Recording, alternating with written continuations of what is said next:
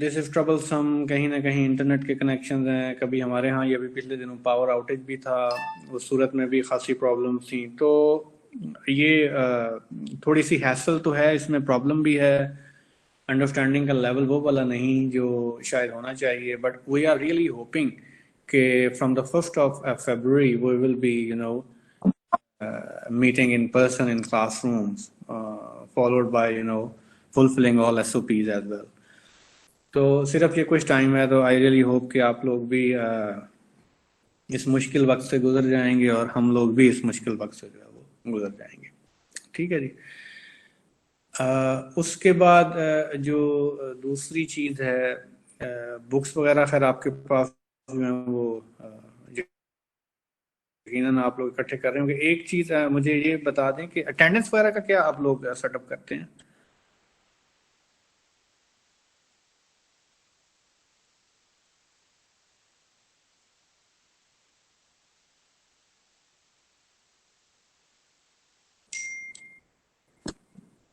Okay, ये मेरे पास जी जी, अली अली ये बताएं। अली ने हैंड रेज किया था। If you want to ask something you can just ask. No sir, गलती से हो गया था। अच्छा कौन? अच्छा, अटेंडेंस वगैरह का असल में क्योंकि ये भी आप लोग शायद हो सकता है कि वो परेशान भी होंगे जी, पता नहीं अटेंडेंस लगी नहीं लगी। तो what I did with the guys in the morning, मैंने उनमें से किसी एक को कहा था कि यार आप लगा लें अटेंडेंस, और सबकी बेशक मुझे बाद में सेंड कर दें, तो मैं शेयर कर दूंगा, क्योंकि बाज़ औक़ात वो कभी किसी का कोई नेट जा भी सकता है, तो वो जिस मोमेंट के ऊपर मैं ले रहा हूँ बाई चांस अगर कोई अवेलेबल नहीं है उस टाइम अनलकीली या अनफॉर्चुनेटली, तो ऐसे ही बिला वजह वो बेचारा एब्सेंट हो जाएगा, चाहे वो पूरा लेक्चर उन्होंने अटेंड किया हुआ हो। तो I would just like to request someone कि अगर वो सबके नाम वो कर लें। एसन, यू सी आर और something? Sir C R. Very good, ये तो बड़ा अच्छा हो गया। तो फिर आप ही मुझे अटेंडेंस भेज देना, क्या ख्याल है? ठीक है सर। हाँ चलो, ये लेकिन मुझे ना काइंडली आज ही भेज दीजिएगा शाम तक जो है, ताकि मैं उसको ना कंपाइल करके तो मैंने फिर वो सबमिट करनी होती है। ठीक है, ओके सर, इंशाल्लाह। Thank you. अच्छा, let's get started then. We are going to start with pretty much basic concepts, and most of the time and most of all and all of you, I really hope कि ये basic concepts जो है आप लोगों को अंदाजा हो ही गा। Elements and periodic tables से हम जो है वो basically start करना चाह रहे हैं। Elements, you might be aware of the element। अच्छा, मैं थोड़ा सा मैं कोशिश करूंगा कि इसको मैं मिक्स ही रखूं, ब्लेंड जो है वो इंग्लिश और उर्दू का जो है, लेकिन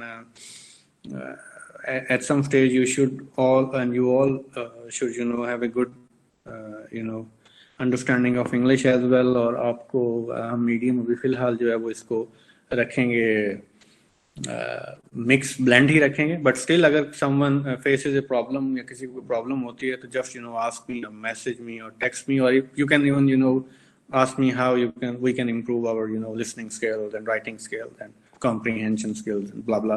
लेकिन वो हम किसी क्लास के अलग से सेशन में जो है वो रखेंगे। मैं इसमें आज चाह रहा हूँ कि आपके साथ एक सेशन ये हो जाए, हम थोड़ा सा स्टार्ट कर लें, देन वी विल हैव मुझे शायद निकलना भी पड़ेगा।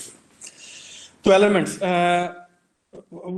कैन एनीवन टेल मी के जो what is this thing or what is that particular thing which differentiates or which characterizes or which help us to identify different elements? के elements मुख्तलिफ किस basis के ऊपर जो है वो हो सकते हैं? शाबाश, anyone of you? Sir state of matter की बेस पर। ओके यस, लेकिन अगर हम एलिमेंट्स की बात करें तो मैटर तो समटाइम थोड़ा कॉम्प्लिकेटेड हो जाता है। फॉर एग्जांपल जैसे लकड़ी है या वुड है, तो would is a matter, yes, और सॉलिड है, यस, और वाटर जो है that is different from would, yes, water is liquid, but the thing is these are all the water and the wood is combination of different elements। तो when we atomic message की base पर, topic number की base पर, yeah, basically these are the subatomic particles which differentiates or which make differences between different elements. जो मसलन number of protons हैं, अच्छा subatomic particles you guys quite familiar with the protons and electrons and neutrons. So if we want to answer this question, that if all atoms are composed of the same subatomic particles, like the same kind of subatomic particles like protons, neutrons, and electrons, then what is it which makes these atoms of one element, different from any other element? So this is the number of the, those subatomic particles. For example, hydrogen. Hydrogen में कितने number of protons होते हैं? 5 या 6? क्या बस 1 exactly 1 बिल्कुल ना 5 होते हैं ना 6 होते हैं। हाइड्रोजन में जो है जो दैट इज 1 जो है आपका नंबर ऑफ प्रोटॉन्स है, ठीक है। Likewise you have helium. Helium में कितने नंबर ऑफ प्रोटॉन्स हैं? 4 और 3? 2 sir. 2. तो this is something which makes them different जो है। तो एक तो and this is pretty much simple concept और elements में फिर आपको फिर इसी तरह न्यूक्लियस है, उनमें फिर इलेक्ट्रॉन्स हैं which revolve around the nucleus, और ये atomic number एक टर्म आपने जो है वो सुनी हुई है which actually reflects the number of protons in an atom's nucleus.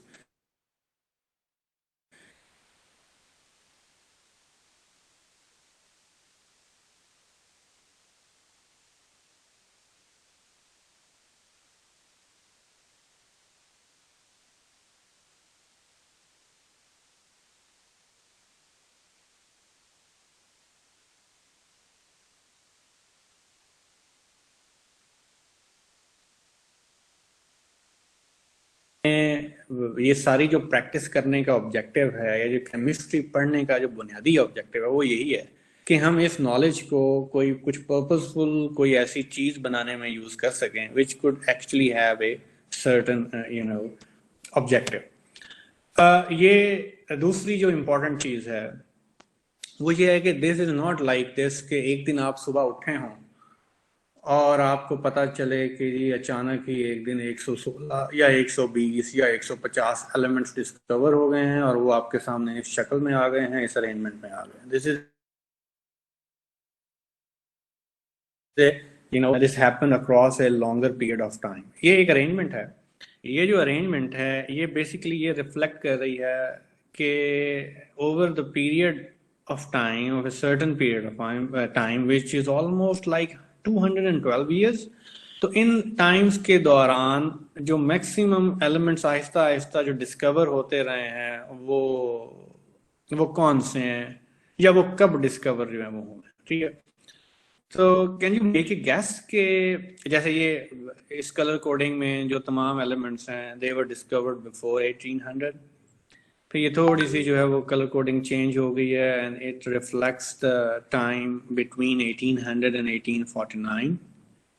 Then there is another bracket which describes the duration of 18. This is almost 50 years. 1850 and 1899, then 1900 and 1949, and then 1950 to 2012. तो आपको क्या लगता है कि किस ईरा में या किस टाइम में maximum number of elements were discovered? Before 1800.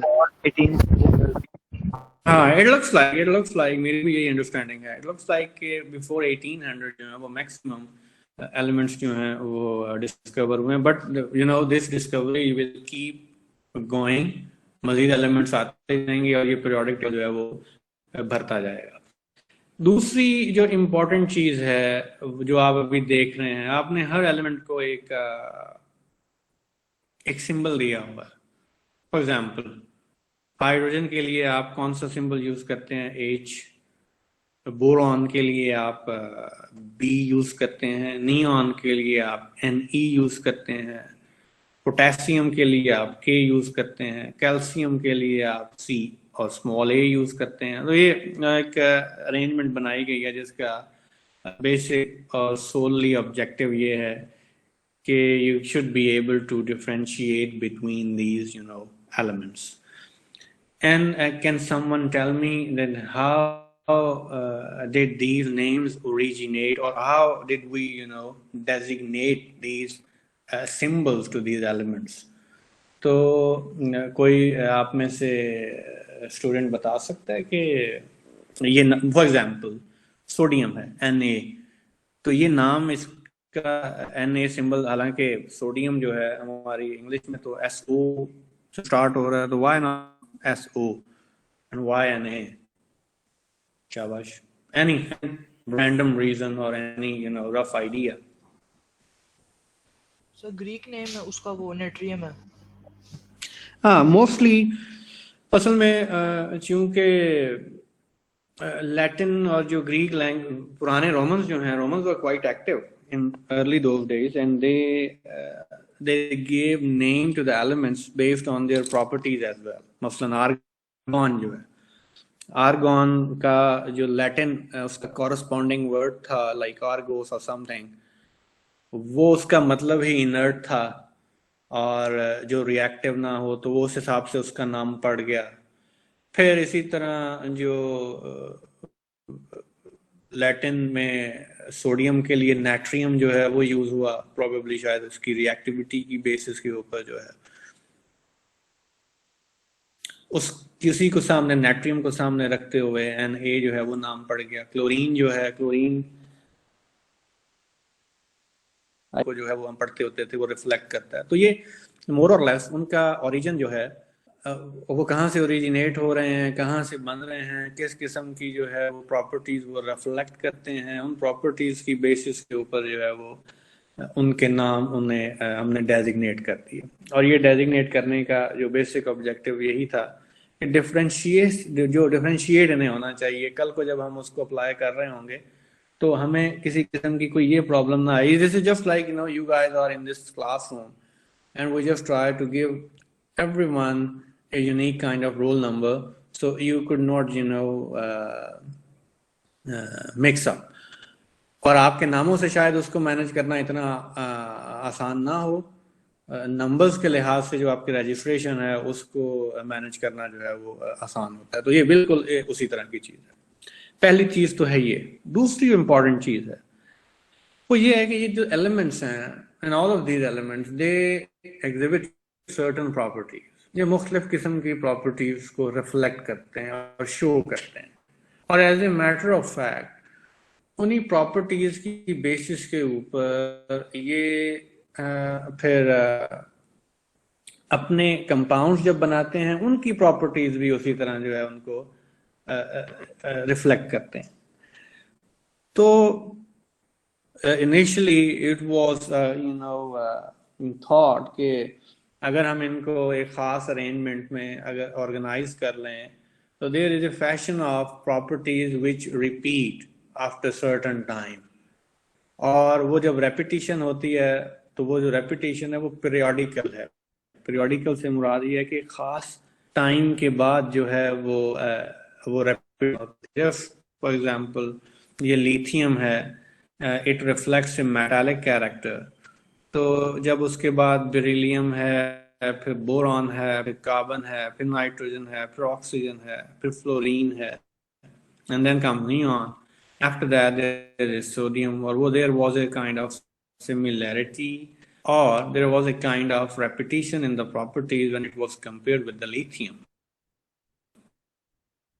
चीज चल पड़ी. तो ये जो रेपिटेशन थी, दिस रेपिटेशन ने बुनियाद रखी, या this repetition in certain properties was the fundamental aspect which actually helped you to develop this periodic table. जो ठीक है, इसी पीरियोडिक टेबल को सामने रखते हुए there was a term which was coined at that time, there was periodic law. Can someone remember periodic law? Yes, sir.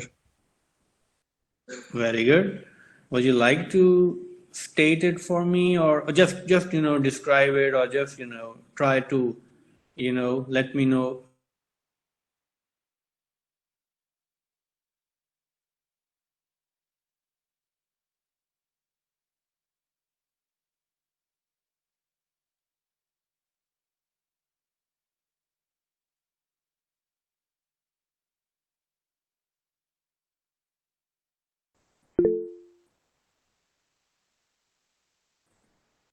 Actually मेरा कहना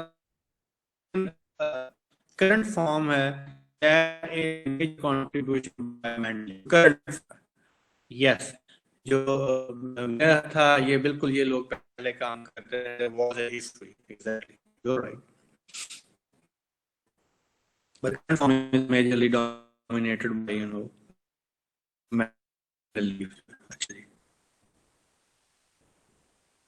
बेटे बाबा मेरी तरफ कनेक्शन तो सही चल रहा है।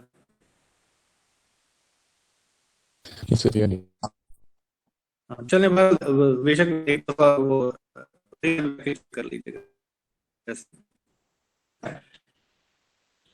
उसके बाद आगे आए जनाब। हाँ, मैं जो बात कर रहा था इसी के क्लास हमें जो broader can someone tell me के ये प्रोडक्टिव जो है जो एग्जिस्ट कर रहे हैं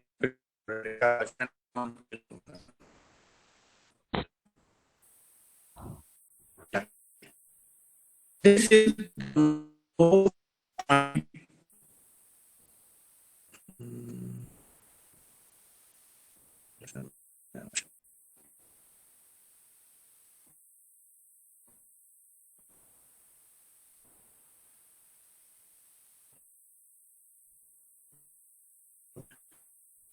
more basic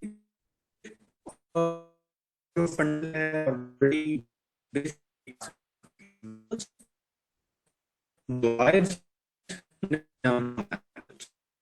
अच्छा ये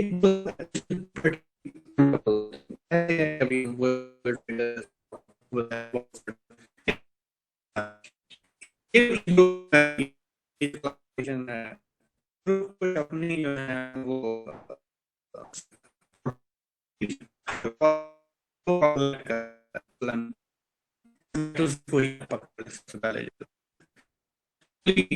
you find metals on the lower left side of your periodic table. ये वाला जो है ये जनरली जो है वो मेटल जो नोन है, जो नेचुरली एग्जिस्ट करती हैं, ये इसमें आएंगी। मेटल कुछ बड़ी नोन की प्रॉपर्टीज हैं, मतलब they are quite good conductors of heat and electricity. They can be pressed into the sheets बन सकती हैं। फिर ये आप इनकी वायर्स बना सकते हैं। वायर्स आपने अपने घरों में देखा होगा, जो इलेक्ट्रिसिटी की from your DV box to the bulb and your power socket, that all goes to metals. It is not possible because of the metals. इस कॉमन प्रॉपर्टी जो इसमें चल रही होती है। फिर ये तंशानी है, आपने कॉपर को कभी कंज्यूम्स यू, ये आपको कंज्यूम, आप लोग खुद भी ऑक्सीडाइज हो रहे हैं। जिस लम्हे आप लोग पैदा हुए और आपने सांस लेना शुरू किया तो अब आप ऑक्सीडाइज हो रहे हैं। आया सांस के आपके अंदर जाती है, एक एज के पास स्टार्ट हो रहा है। पहले आप 6 माह के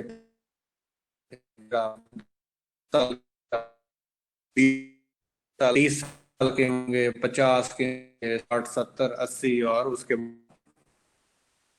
एक दिन जो है ये एजिंग प्रोसेस क्या हो जाएगा, खत्म हो जाएगा। ये उस जिस दिन ये खत्म होगा उसका मतलब है कि अब आप कंप्लीटली ऑक्सीडाइज हो चुके हैं।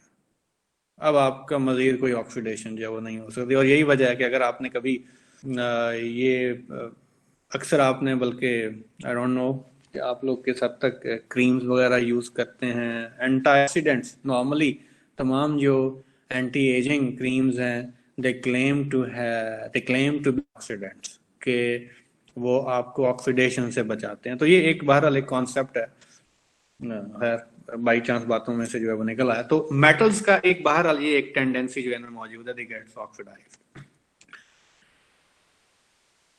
फिर इसी तरह जो नॉन मेटल्स हैं, if you look at your periodic table, non metals generally you will be able to find out that they are at the upper right side of your periodic table। जो है एक line भी हल्की फुल्की सी draw की गई है, which generally classifies, लेकिन ये यहाँ पर मर्जर्स शुरू हो जाते हैं। मर्जर्स से मुराद ये है कि जो मेटलॉइड्स हैं, ये एक टर्म जो है वो introduce metalloids are somewhere between metals, non-metals. They may exhibit certain properties of metals, and then they may properties of non-metals as well. Generally, जो नॉन है ये आपको बड़ा एक डिफरेंट किस्म वो देंगे, गैस मिलती, और मजे की बात है नॉन मेटल्स आपको सॉलिड भी मिलती हैं। अगर कोई पूछे कि can you name any non metal which is gaseous, then you should come up with chlorine. And if someone asks you, okay, can you mention any non-metal which is, then there comes carbon. अच्छा, अभी इसी तरह जो metalloids हैं ये probably कहीं दरमियान में खड़े होते हैं, ये इंटरमीडिएट है दोनों का जो है, और ये इलेक्ट्रिकली कंडक्टिव भी हो सकते हैं, और ये कुछ खास कंडीशंस अगर अप्लाई की जाए, फॉर एग्जांपल टेम्परेचर इन्हें दिया जाए, खास टेम्परेचर, थोड़ा सा टेम्परेचर बढ़ाएं तो जो है तब भी ये हीट कंडक्ट कर सकते हैं। बट ओवरऑल ये दोनों मेटल्स और नॉन मेटल्स के दरमियान जो है वो बिहेव कर रहे होते हैं। अच्छा, अब यहाँ पर एक आपको मैं एक स्पेशल एग्जांपल देना चाहूँगा जो इम्पोर्टेंट है इस हवाले से, कि जो आपको हेल्प करेगी टू अंडरस्टैंड कि कैसे ये एलिमेंट्स अपनी जब कंपाउंड की शक्ल में आते हैं, मुख्तलिफ कंपाउंड फॉर्म करते हैं, तो कैसे ये अपनी प्रॉपर्टीज को रिफ्लेक्ट करते हैं और ओवरऑल सिनेरियो जो है वो चेंज कर देते हैं। मसला बड़ी एक बेसिकली मैं आपसे एक चीज पूछता हूँ, क्वेश्चन, जिसमें से आधी मैंने आपको बातें पहले भी बताई हुई हैं। जो आपने देखा होगा आपके घरों में एक फ्यूल यूज होता है, आप किचन में you just turn on, you experience the gas, आप उसको इग्नाइट करते हैं और आग जलना शुरू हो जाती है। वैसे आजकल गैस कम आ रही है, लेकिन यूजुअली आपके जो स्टोव में से जो है वो गैस निकलेगी और आप उसको जलाएंगे और उसके बाद आपको हीट मिलनी शुरू हो जाएगी। ठीक है, अब वो बेसिकली कौन सी गैस है?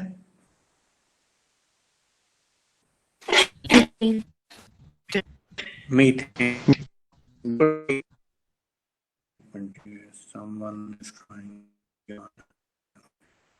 बिल्कुल ऐसे ही मीथेन गैस है, नेचुरल गैस है, जलती है, जैसे ही आप उसको थोड़ी सी हीट प्रोवाइड करते हैं ब्लू फ्लेम के साथ वो जलना शुरू हो जाती है। इसमें अब अगर आप मीथेन का केमिकल फॉर्मूला याद करें तो अब आएगा CH4।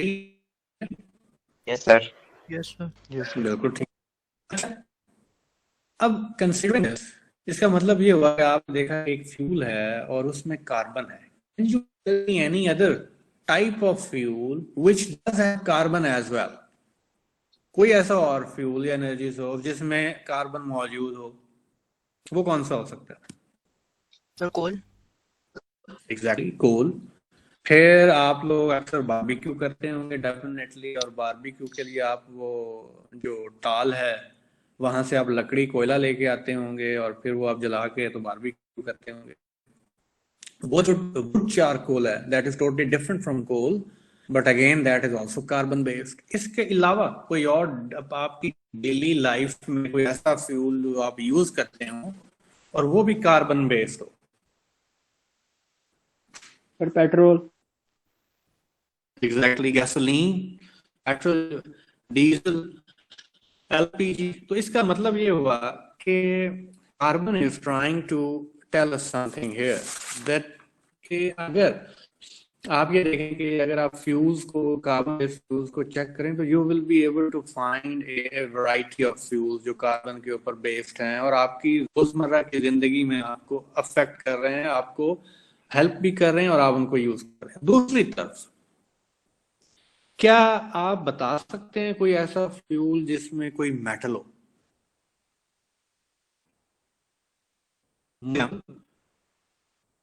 तो जैसे 4 है, any other fuel like KH4 या NaH4 या MgH4 मैग्नीशियम का कोई हो? Any idea? कोई ऐसा फ्यूल है? Engine oil sir. हाँ जी जी बेटे। सर जो यूजली इंजन ऑयल यूज होता है उसमें हमें। ओके, इसके अलावा Sir, rockets तो इसमें solid fuels I think use. okay, but you know what the chemistry or composition of the fuels? Are you sure कि उनमें metals होती हैं? Actually, जिस तरह हम ये फ्यूल यूज, जी बेटे जी, इंजन नॉकिंग के लिए जो टेट्राइड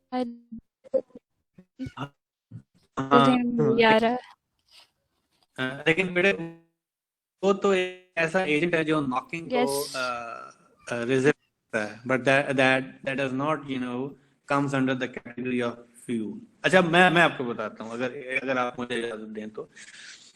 होता ये है कि जो मेटल्स हैं, मेटल डज नॉट और any metal or all such kind of metals do not contribute to such kind of fuel formation कि जिसको आप चूल्हा जलाएं तो उसमें से अचानक मेटल का फ्यूम निकले और आप उसको जलाएं, because again the metals do not behave like carbon. Carbon is different from metals. Carbon may behave totally different from metals. Carbon may have some other properties. Metals may have some other properties, and that is why these elements help you to determine the properties of their application. अब बिल्कुल vice versa इसका एक मजे का मैं आपको जो है वो एक और एग्जांपल देता हूँ। आपके घरों में वायरिंग चल रही है, आप लोग मोबाइल चार्ज करते हैं, आप लोग यकीनन टेलीविजन देखते होंगे, लाइट लाते हैं, बल्ब लाते हैं, वायरिंग आपने देखी होंगी आपके घर में। हैव यू एवर एक्सपीरियंस्ड कि कभी वुड चारकोल की कोई तार बनी हुई हम वो डाल लें वायरिंग में? नो। इसी तरह कोई गैस पकड़ के किसी पाइप में से गुजार दें और वो आपके लिए बिजली ले जाए? नो। या मीथेन ले जाए? नो। बिकॉज वजह ये है कि वहां पर जो फंक्शन है, वहां पर हमने इलेक्ट्रॉन्स ट्रांसफर करवाने हैं, हमने कंडक्शन करवानी है, उसके लिए हमें एक डिफरेंट सेट ऑफ जो है वो एलिमेंट्स या चाहिए, मेटल्स चाहिए उसके लिए। जो सादा जुबान में जब अपने फ्यूल को जलाना है तो उसके लिए आपको एक डिफरेंट काइंड वो ये रिक्वायर्ड है, एक टोटल कॉम्पोजिशन रिक्वायर्ड है। तो ये वजह है कि हम ये तमाम जो पेंडोरा बॉक्स है, ये at the end of day one can ask, वो कोई कह सकता है कि सर ये आपने देखे ना जी इतने ग्रुप्स बनाए हुए हैं, किसी को मेटल कह दिया, किसी को नॉन मेटल कह दिया, किसी को आपने जो है वो मेटलॉइड कह दिया, कहीं पर आपने कार्बन के कंपाउंड जो है वो जड़ दिए, कहीं पर आप सोडियम को जला रहे हैं। तो ये क्यों? The thing is every element behaves differently. Every element does have certain set of characteristics which you exploit to achieve your objectives. तो ये बहरहाल एक बेसिक सा कॉन्सेप्ट है जो मैं आपको देना चाह रहा था। दूसरी चीज, पीरियोडिक टेबल में फिर आपने ये चीज भी देखी है कि जी कुछ पीरियड्स हैं, कुछ इसी तरह ग्रुप्स हैं। You might know the name of noble gases. Noble gases का एक ग्रुप है। कौन सा ग्रुप है जी नोबल गैसेस का? और उसमें कौन कौन सी गैसेस आती हैं? एनी वन और two of your gases.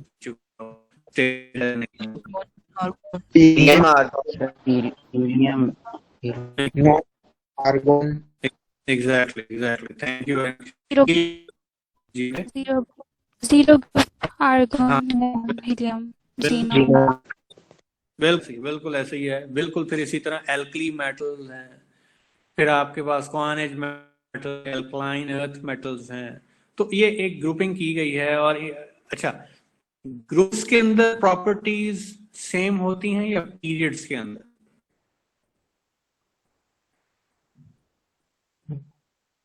I think group के एग्जैक्टली। ग्रुप्स जो groups all the elements which are placed in certain group, they larger normally होती हैं, तो larger they tend to have a similar set of properties. एक मज़ीद मैं आपको बताता हूँ, एक एग्जाम्पल है by chance when I was in 2010. आप लोगों ने, आप में से बायोलॉजी यकीनन कितने लोगों ने पढ़ी हुई है? काफी लोगों ने Yes, पढ़ी, sir. I guess. अच्छा, अब Yes. एक इंटरेस्टिंग वाकया हुआ वहां पे जो है 2010 में मैं जब यूएस तो लैब में मैं काम करता होता था, जाता था, तो हम लोग पढ़ रहे थे पीआईडी में था. तो एक दिन आप लोगों ने DNA molecule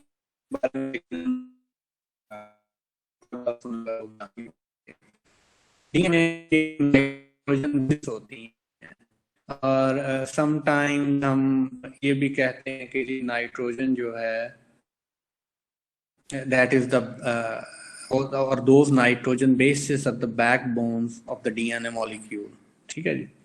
Now interestingly when I was in that group, एक दिन मैं सुबह इसी तरह लैब में पहुंचा तो मुझे मेरी एक लैब की कॉलीग ने बताया कि एक उधर वहाँ पे एक डॉक्टर मैरी होती थी और उनके नाम पे ही उस लैब का नाम था वॉयटेक माइक्रोबायोलॉजी लैब. तो उन्होंने कहा जी डॉक्टर मैरी आज एक बड़ी रिमार्केबल किस्म की रिसर्च जो है वो ओबामा, उस वक्त ओबामा यूएस प्रेसिडेंट था, ओबामा को प्रेजेंट करने वाली हैं. तो दिस इज क्वाइट इंटरेस्टिंग. और आज की प्रेजेंटेशन के बाद आपका जो बायोलॉजी की बुक्स हैं वो टोटली चेंज हो जाएंगी. मैंने कहा अच्छा, वो उसमें क्या है जी ऐसा?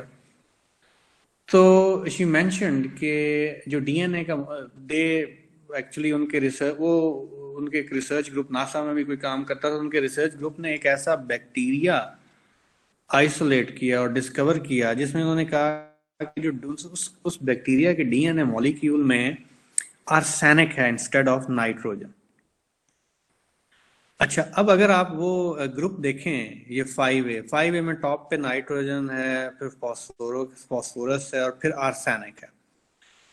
तो जब उनकी इनिशियल फाइंडिंग्स हुई, इनिशियल रिसर्च हुई, तो उन्होंने कहा कि जी ये तो सिर्फ डीएनए के मॉलिक्यूल में, उसका नाम ही इसलिए ना डीऑक्सीराइबो न्यूक्लिक एसिड जो है नाइट्रोजन बेसिस की वजह से. तो देखिए, आप ये जो समझते हैं कि हमेशा डीएनए के मॉलिक्यूल में नाइट्रोजन बेसिस होंगी, तो दिस इज नॉट नेसेसरी. अब उसमें आर्सेनिक भी हो सकता है. तो वो तो जनाब मैं भी एक दफा हिल गया. मैंने कहा यार अच्छा, ये तो इसका मतलब है वाकई हम तो आज तक यही पढ़ते रहे हैं कि नाइट्रोजन बेसिस होती हैं, और अगर आप लोगों ने कोई ऐसी चीज निकाल ली है जिसमें आर्सेनिक है तो दिस विल बी रिमार्केबल. अब वो जस्टिफिकेशन उन्होंने एक्सपेरिमेंट्स भी किए डेफिनेटली, लेकिन वन कैन इनिशियली थिंक के देखें जी एक ही ग्रुप में है तो देयर इज ए चांस कि एक ही तरह की केमिकल प्रॉपर्टीज शो करें और बैक्टीरिया इतने इवॉल्व हो गए हों कि वो अपने मॉलिक्यूल्स में नाइट्रोजन की जगह आर्सेनिक जो है वो लें. लेकिन करीबन 3 माह बाद उसी रिसर्च को दोबारा किसी और जगह पे लोगों ने उसको एक्सपेरिमेंट्स को रिपीट करने की कोशिश की, तो पता चला दैट वाज टोटली रॉन्ग. और अगर आप लोग जानते हो, आप में से कुछ साथी, डीएनए का मॉलिक्यूल आपने देखा होगा वो वेवी होता है ना, उसमें ग्रूव्स होते हैं, minor grooves and major grooves जो है. तो समहाउ वो जो बैक्टीरिया था वो थ्राइव कर रहा था एक ऐसी स्प्रिंग में, एक ऐसी लेक थी जहां पर आर्सेनिक बहुत ज्यादा थी.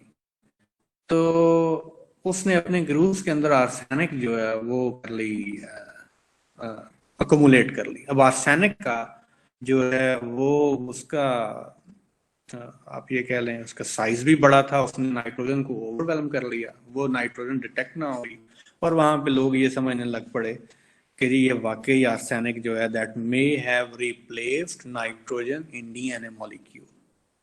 लेकिन बाद में वो रिसर्च जो है वो गलत साबित हो गई.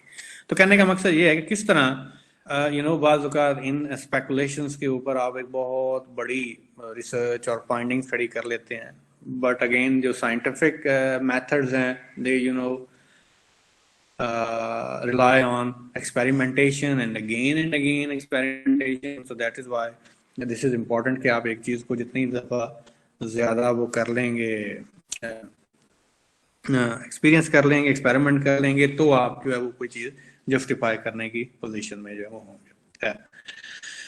तो कहने का मकसद ये है कि जो ये जो एलिमेंट्स हैं, ये एलिमेंट्स डिफरेंट प्रॉपर्टीज जो है वो एग्जिबिट करते हैं, और ये प्रॉपर्टीज आपकी जो है वो हेल्प करती हैं कोई भी मटेरियल कंस्ट्रक्शन करने में, कोई चीज बनाने में। मसलन अच्छा, आपके जो डॉक्टर जफर प्रेम कोऑर्डिनेटर भी हैं, एक सर, एक मिनट आप स्टूडेंट्स होल्ड करें, मैं I will get back to you.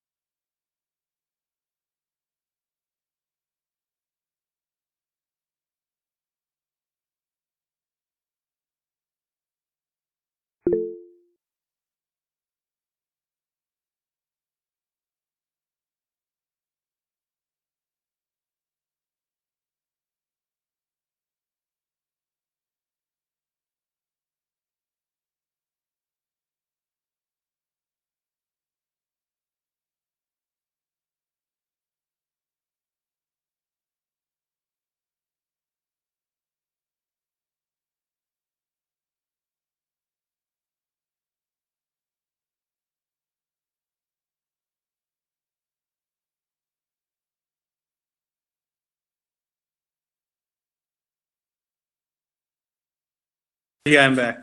Sorry, एक थोड़ी सी वो एक मीटिंग की थी, वो मैं उसको जरा देख रहा था, तो आवाज़ शायद इसलिए नहीं आ रही थी कि मैंने अपना माइक ऑफ किया हुआ था। But I am back and I hope कि you will be able to listen to me. और सेकेंडली, स्क्रीन अगर शेयर नहीं हो रही तो maybe you might want to leave and then rejoin. After that, you will be able to see the screen. But still, if you are not able to see the screen, then you might just let me know.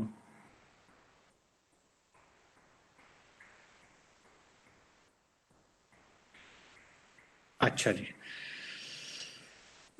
उसके बाद हम कहाँ पर थे जनाब के हाँ अच्छा, बिल्कुल इसी तरह मैं वो बात कर रहा था। डॉक्टर जफर आपके प्राइम कोऑर्डिनेटर हैं, he is an expert of solar energy.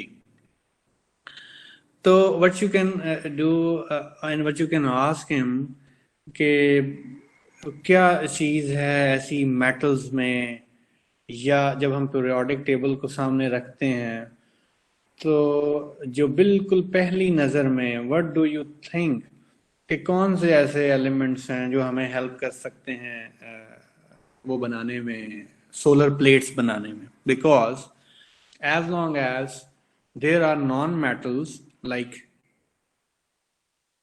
carbon or gases, what I think that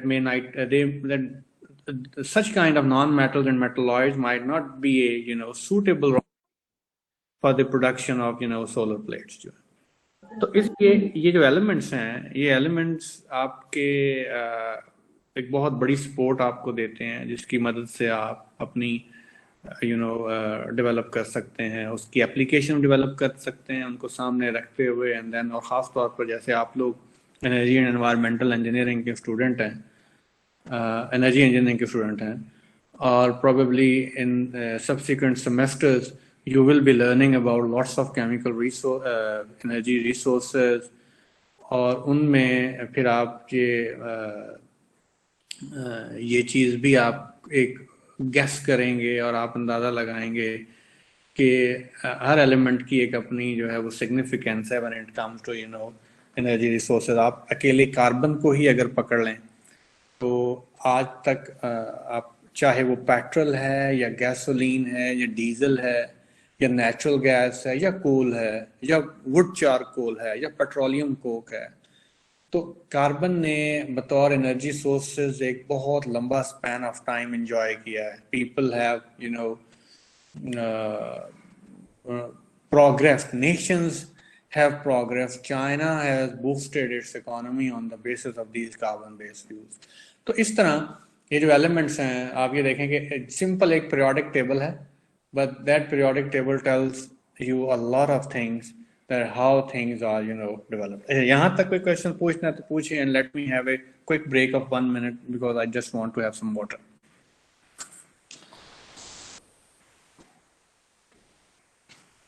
No, sir.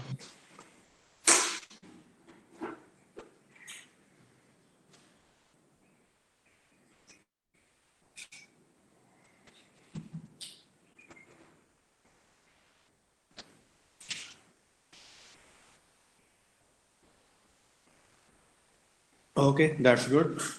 अच्छा, इसके बाद नेक्स्ट चीज है, और probably जो आज की शायद लास्ट चीज होगी, because I might have to leave early. Ions and the periodic table. Can someone tell me what are ions, and or what is the difference between ion and atom?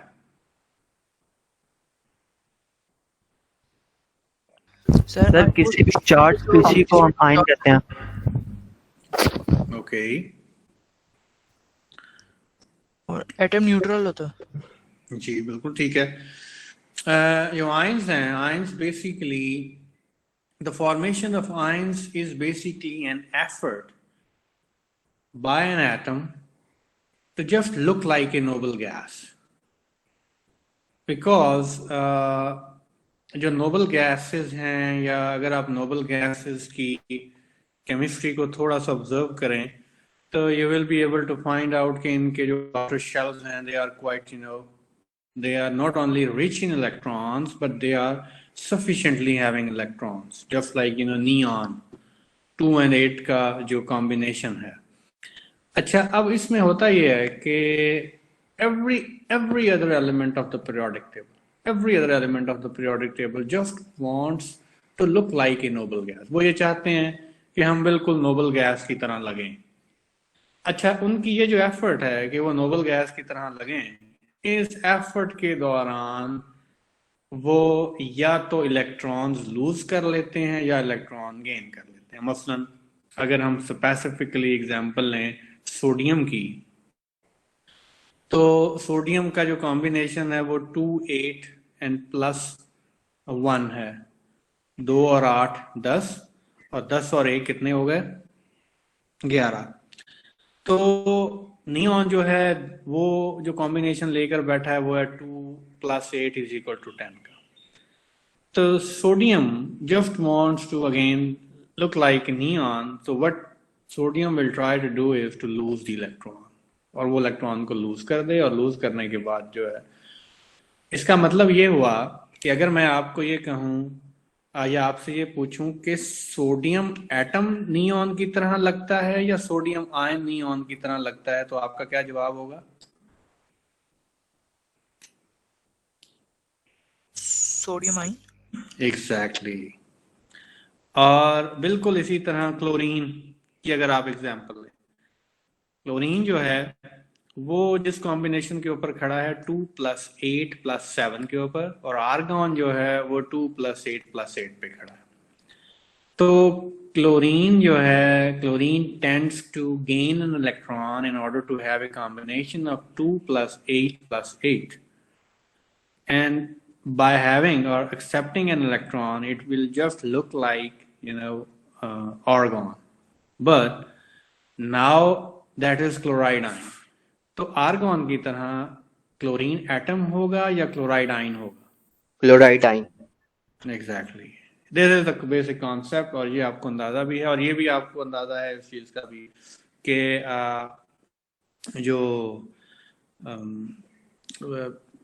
जो metals हैं they generally tend to lose electron, and non-metals are generally tend to gain an electron. और उसकी बड़ी एक बुनियादी सी वजह है, आप पढ़ते आए हैं 9th 10th से, कि अगर आपके एटम जो आउटर शेल में जितने नंबर ऑफ इलेक्ट्रॉन्स ज्यादा की तरफ होंगे उतनी टेंडेंसी गेन करने की बढ़ जाती है, और अगर वो फ्यूअर इलेक्ट्रॉन्स हैं तो उनकी वो टेंडेंसी जो है वो कम हो जाती है. यहीं से जो कॉन्सेप्ट जनरेट होता है वो जनरेट होता है कैटायंस का और एनायंस का जो है. ठीक है, वो डेफिनेशंस यहाँ पे कुछ मैंने ऐड भी की हुई हैं, और वो आप यहाँ से ले भी सकते हैं, और आप अपनी बुक से भी चेक कर सकते हैं. आज हम यहीं पे ही कंक्लूड करेंगे. अच्छा, 1-2 चीज़ें मैं और आपको जो आपसे शेयर करना चाहूँगा वो ये कि मोस्टली आई विल ट्राई कि मैं अपने लेक्चर्स के एंड के ऊपर आपको जो है वो क्योंकि आप लोगों के कल को एग्जाम्स भी होने हैं और आई नो कि आप लोग खासे ये 4 साल आप लोग दो चीज़ों के हवाले से बहुत ही कॉन्शियस रहेंगे, एक अटेंडेंस है और एक आपके नंबर्स हैं, मार्क्स हैं। अटेंडेंस के हवाले से मैं आपको कोई एज सच मतलब I would like all of you to be in my class and आप लोग ज्वाइन करें। लेकिन अगर ये जैसे अब आजकल ऑनलाइन का वो मसला चल रहा है, किसी स्टूडेंट का कोई कनेक्शन का मसला बन गया, कोई बेचारा एन मौके पे जब मैं कोई अटेंडेंस लेने लगा हूँ तब वो डिस्कनेक्ट हो गया, तो I will not bother you with such kind of things. तो इसलिए एक तो उसकी परेशानी आपको नहीं होनी चाहिए। The only thing which I want from you is that you should learn and you should keep learning. आप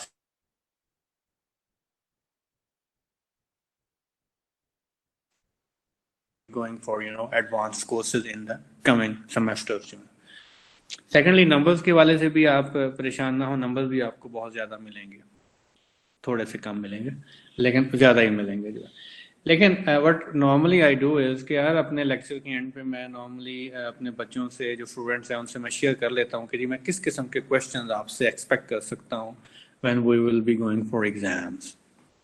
तो as long as the stuff which we have gone through today that was about elements and the periodic table, and what I can ask from you is what is the significance of periodic law, कि periodic law की significance क्या है, या ये जो phenomena है that elements repeat their properties after a certain interval of time, what actually or what is it which actually helps you in by the periodic table, जो है वो आपको किस किस्म की help पीरियोडिक टेबल से मिलती है। तो उसमें जो चीज़ें मैंने आपसे ये सारी बताई हैं आपको, ये आप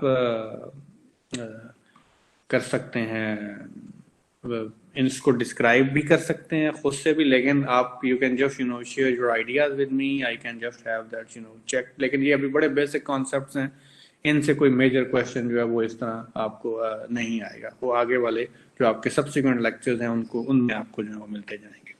ठीक है जी। अच्छा, सेकेंडली एक और चीज़, ये स्लाइड्स मैं आप लोगों से आज शेयर कर दूंगा रात में सम टाइम, अभी हमने बाकी स्लाइड में से गुजरना है, लेकिन आई वुड रियली लाइक कि आप सब लोगों के पास टेक्स्ट बुक्स हों, एंड आई रियली होप कि आप सबके पास पहुंच जाएंगी। जो सबसे लास्ट एक स्लाइड होगी उसमें असाइनमेंट्स जो हैं वो मैंशनड होंगी मसलन, और ये असाइनमेंट्स बड़ी छोटी छोटी होंगी, इनको बड़ी असाइनमेंट्स नहीं होंगी। एक है ग्रेडेड असाइनमेंट्स होंगी और कुछ जो है वो अनग्रेडेड असाइनमेंट्स होंगी। जो ग्रेडेड असाइनमेंट्स हैं वो सर्टनली आपके इस चीज़ के हवाले से होंगी कि उनके कोई नंबर्स, अगर जैसे ये what is effective nuclear charge है तो इसके आगे मैं ऐसे मेंशन कर दूंगा कि जी 2 मार्क्स, ठीक है। और अगर अनग्रेडेड असाइनमेंट है तो वो ये अनग्रेडेड असाइनमेंट उसके ऊपर मेंशन होगा। अनग्रेडेड से मुराद ये है कि आपको जो मैंने फर्स्ट टाइम बताई थी एक ऑर्गेनाइजेशन कि आपके 35 मार्क्स मिड टर्म एग्जामिनेशन के हैं, 25 मार्क्स असाइनमेंट्स के हैं, और जो 40 मार्क्स हैं वो आपके फाइनल टर्म के हैं। तो उसमें ये जो 25 मार्क्स हैं वो होंगे आपके ग्रेडेड असाइनमेंट्स में से आएंगे। तो ये हल्के फुल्के छोटे छोटे से क्वेश्चंस हैं, इनमें कोई इतनी बड़ी चीज़ नहीं है, बट आपको इसको अटेम्प्ट कैसे करने हैं आपने, उसका तरीकेकार सिंपली ये है। मैं आपको, बल्कि स्क्रीन आप लोग देख रहे हैं मेरी? Yes, sir. सर ओके, अगर आप स्क्रीन देख रहे हैं तो मैं आपको एक उसका सैंपल दे देता हूँ। फॉर एग्जांपल मैं अगर ये एक है, मैं स्टूडेंट हूँ, लेट्स से नेम मेरा, आई विल जस्ट, आप में से अक्सर मेरा ख्याल है वर्ड डॉक्यूमेंट प्रिपेयर कर सकते हैं, बड़ा सादा सा आपने रखना है उसको, कोई उसकी फॉर्मेटिंग नहीं करनी, कोई उसमें फूल लगाने की जरूरत नहीं है। That should be pretty simple. जैसे ये मैं जो बना रहा हूँ, प्रोग्राम मेरा कौन सा है वो आप मेंशन करें, let's say like BSc energy engineering, फिर आप उसमें मेंशन कर दें अपना रोल नंबर, वो आप मेंशन कर दें लाइक दिस 66, फिर आप उसमें क्वेश्चन लिखें Q1 is equal to what is an effective charge, फिर आपका उसका सॉल्यूशन मेंशन करें और उसमें लिखते हैं इफेक्टिव चार्ज इज ब्ला ब्ला ब्ला, और ये आप आगे लिखना शुरू कर देंगे। इसको आप सेव करें। सेव जब करेंगे तो सिंपली उसमें रोल नंबर दिस 666 उसको सेव करें और आप उसको, there are two ways actually, आप उसको मुझे इसी तरह गूगल क्लासरूम में भी जो है वो सेंड कर सकते हैं, और सेकेंडली आप उसको मुझे ईमेल भी कर सकते हैं। वैसे आई वुड रेकमेंड कि आप गूगल क्लासरूम में ही सेंड कर दें, तो वो मेरे लिए आप शायद मैनेज करना उसको आसान हो जाएगा उस डॉक्यूमेंट को। जो दूसरा इंपॉर्टेंट क्वेश्चन है कि उसका टाइमलाइन क्या होगा। टाइमलाइन मैं बड़ी वाइड किस्म की टाइमलाइंस देने का आदी हूँ। आप खुला टाइम लें, जैसे इस अनग्रेडेड असाइनमेंट के लिए आपके पास टाइम हो सकता है let's say by the start of next week or maybe by the start of the next year class or Wednesday, by the end of Tuesday भी आप मुझे भिजवा सकते हैं। लेकिन अगर एक छोटी सी चीज़ है कि अनग्रेडेड असाइनमेंट में बाज़ औक़ात स्टूडेंट्स थोड़ा सा रिलैक्स हो जाते हैं, वो समझते हैं कि शायद ये तो अनग्रेडेड है, इसका ज़्यादा नंबर चूँकि नहीं मिलने हैं तो हमें ज़्यादा उसमें खपने की ज़रूरत नहीं है। तो मेरी ख्वाहिश तो यही होगी कि आप उसमें खपें और उसमें जो है वो उसमें भी काम करें और उसको सीरियसली ही लें, ठीक है ना जी। तो that's all for today. Please ask me anything if you want to know. Sir ये जो स्लाइड आप आज भेजेंगे उसके एंड पे जी जो अब ये टॉपिक्स लिखे होंगे उस पे हमने बनानी है। हाँ उसमें बनानी है, लेकिन अभी चूंकि उसमें से कुछ क्वेश्चन तो अभी हमने किए भी नहीं होंगे, तो ये just if you want to do it you can do it, otherwise we will cover all these questions next time. Okay sir इसको सबमिट कब तक करवाएंगे? जी बेटे, सबमिट कब तक करवानी है? ट्यूसडे नेक्स्ट तक। Tuesday, upcoming Tuesday. हाँ जानी बिल्कुल बिल्कुल उस तक। Okay thank you sir. जी बेटे नेक्स्ट। सर अगर कोई वर्ड पर ना बना पाए तो कोई बात नहीं, आप ऐसा करें कि मे बी आप अगर सिंपल एक पेज पकड़ें उसके ऊपर लिखें और just you know post A picture और असाइनमेंट की जगह पर जो है वो वहां पर आप मुझे ईमेल कर दें, उसकी स्कैन कॉपी ईमेल कर दें। If you want to do that you can do that. Sir वो ड्राफ्ट शीट से इसको असाइनमेंट को सारी प्रिपेयर करके उसको पीडीएफ फाइल की फॉर्म में आपको सबमिट करवा दें। ये भी आप कर सकते हैं, इसमें टोटल लिबर्टी है। देखें अभी चूंकि प्रॉब्लम ये है ना कि अभी आप सब लोग हम लोग रिमोटली काम कर रहे हैं, मैं भी ऑनलाइन जो है वो लेक्चर दे रहा हूँ, आप लोग भी ऑनलाइन उसको जो है वो अटेंड कर रहे हैं और उसमें थोड़ी सी प्रॉब्लम्स हैं। तो this does not necessarily mean that we need to stick to a certain SOP. That is why I just want to be quite, flexible in that, and you can just, feel free in terms of submitting your assignment. तो इसलिए कोई ऐसा कोई वो नहीं है, कोई set PAT formula वो नहीं है, ठीक है ना। अगर आप नहीं भी कर पाएंगे तो that won't be a big deal for now, ठीक है जी। नेक्स्ट जी। Okay thank you sir. Sir ये ग्रेडेड होगी या अनग्रेडेड? ये अनग्रेडेड, जो भी असाइनमेंट होगी उसके ऊपर मेंशन होगा क्लियरली अनग्रेडेड है या ग्रेडेड है। Okay thank you sir. जी नेक्स्ट। आई गेस किसी ने और ने भी हाथ खड़े किया जी। सर मैंने पूछना था कि जो ग्रुप बनाया व्हाट्सएप का, हाँ जी बेटा, इसमें ओनली एडमिन के मैसेज के सब करें? उसमें क्या करें? एडमिन अकेला मैसेज करे कि हर बच्चा कर सकता है? बेटा देखें पता क्या बात है, मैं ना टू बी वेरी ऑनेस्ट जो ये व्हाट्सएप है ना, व्हाट्सएप आई विश के ये तो हालात कोरोना की वजह से ऐसे हो गए हैं कि हमें अपने ऑफिसेज भी व्हाट्सएप पे स्विच करने पड़ रहे हैं, but I really don't like to WhatsApp एक पर्सनल किस्म की चीज है। आई डोंट नो, ये भी आगे सुना है इसकी पॉलिसीज भी चेंज हुई हैं और कुछ शायद इससे भी असर Yes, sir.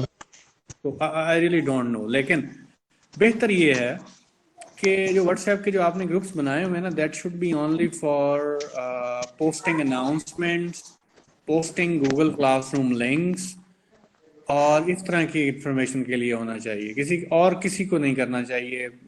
To be very honest, सिर्फ CR अगर आप हैं तो आपको कोई अनाउंसमेंट जो है अगर आप वो करना चाह रहे हैं वो उसके ऊपर पोस्ट कर दें, पेस्ट कर दें, और या मैं अगर कोई लिंक भेजूंगा तो वो कर दूं। वैसे तो असूलन तो ये ऐसे होना चाहिए था कि इसमें सब टीचर्स हों ताकि एक ही ग्रुप बने, नहीं तो इस तरह तो 36 ग्रुप्स बन जाएंगे ना आपके मोबाइल में, पता नहीं, वो तो व्हाट्सएप की भरमार हुई होगी।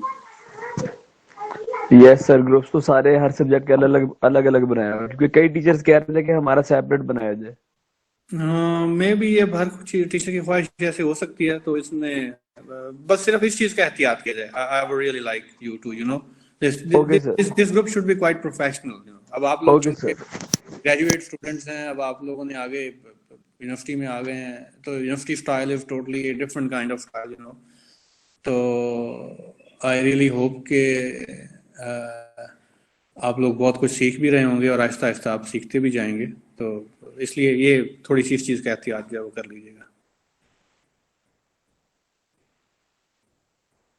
जी बेटा, इसके बाद सर कभी के बार ना कुछ क्वेश्चन पूछने पड़ जाते हैं जो आपसे हम डिस्कस करने वगैरह वाले होते हैं, तो इसलिए हम चाह रहे थे कि अगर ग्रुप में प्राइवेसी ना लगाएं। You can email me any time. Okay, thank you sir. हाँ, you can email me any time and I would love to respond to you on emails as well. तो ये ऐसा कोई इशू अव्वल तो पता है कि जैसे ही आपका उम्मीद है कि 1 फरवरी से जो है ये सारी ऑनलाइन वाली जो खिच है ये खत्म हो जाएगी, तो फिर तो खासे मसाइल जो हमारे रिजॉल्व हो जाएंगे। हमें सिर्फ ये सर्वाइव करने हैं 18 और 19 और days something, but still this doesn't mean that you cannot email me, you cannot contact me. You can contact me, you can email me definitely, and I will try to respond to you as soon as it would be possible for me. सिर्फ मेरे लिए ये week थोड़ा सा challenging है। आप लोग बल्कि आके मिल भी सकते हैं, there is no harm, but not in groups. If someone individually or in a अकेले कोई आना चाह रहा है तो I guess कि आपको मिलने की इजाज़त हो सकती है, बट लेकिन आप रश नहीं लगा सकते, तो वो फिर आपको ज़्यादा अगर होंगे लोग तो ये डिपार्टमेंट वाले अलाउ नहीं करेंगे। I don't, this might not be very good idea actually. तो you can visit us after 1 February, लेकिन सिर्फ मेरे पास ये वीक जो है वो ये टफ है मेरे ऊपर, वो इसलिए कि I am expecting a baby, तो हम लोग ज़रा उधर बिजी होंगे। मैं इसलिए आज आपकी सारी क्लासेस मैंने आज ही कर ली हैं और थोड़ा सा मैं रशिंग सिचुएशन में हूँ, but from next week I would be totally, available, and I really hope to.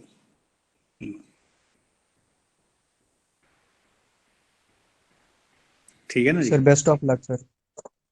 बहुत शुक्रिया, थैंक यू वेरी मच जी, थैंक यू।